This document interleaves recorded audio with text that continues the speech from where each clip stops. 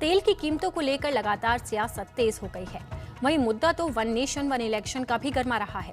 BJP इसे जनता के हित में बता रही है, तो वहीं विपक्ष ने फैसले पर सवाल उठाए हैं। तो क्या कुछ कहना है दिग्गज नेताओं का, आपको सुनाते हैं। ना इनके पास तर्क है न तथ्य है।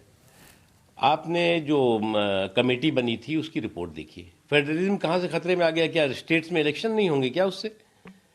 अरे भाई, हमारा देश जो है वो चुनाव का देश है। दुनिया का सबसे बड़ा चुनाव वाला देश है ये, जहाँ पर जो है वो पंचायतों के चुनाव सुनाई दिखाई पड़ेंगे आपको, लोकल बॉडीज़ के चुनाव होंगे, असेंबलीज़ के चुनाव होंगे, पार्लियामेंट के चुनाव होंगे, बाई इलेक्शंस होंगे। चुनाव ही चुनाव रहता है। हर एक महीने में कहीं ना कहीं किसी न किसी स्टेट में न किसी जगह चुनाव दिखाई पड़ता है। तो अगर one nation one election parliament और असेंबली के होते हैं तो ये देश के हित में है।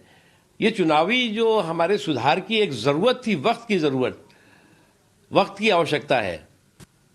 अब आप उसमें, क्योंकि वही हमने कहा ना कि इनकी दिक्कत ये नहीं है। दिक्कत ये है कि नरेंद्र मोदी जी कोई सुधार करेंगे, चाहे वो सामाजिक सुधार हो, चाहे आर्थिक सुधार हो, चाहे राजनीतिक सुधार हो, चाहे प्रशासनिक सुधार हो, उस हर सुधार पर ये सांप्रदायिक वार करने के हिस्ट्री शीटर लोग बन गए हैं। तो मैच फिक्सिंग था, ये समिति मैच फिक्सिंग समिति थी।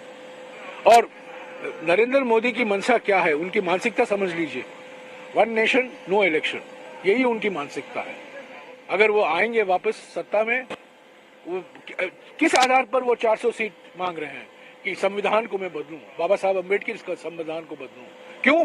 क्योंकि जो 3 या 4 मुख्य स्तंभ हैं हमारे संविधान के, सामाजिक न्याय, पंथ निरपेक्षता और ये जो हमारी लोकतंत्र की प्रणाली है, उसको बदलने के लिए वो जनादेश मांग रहे हैं। तो ये वन नेशन वन इलेक्शन नहीं होगा, ये वन नेशन नो इलेक्शन होगा, मैं कहूँगा।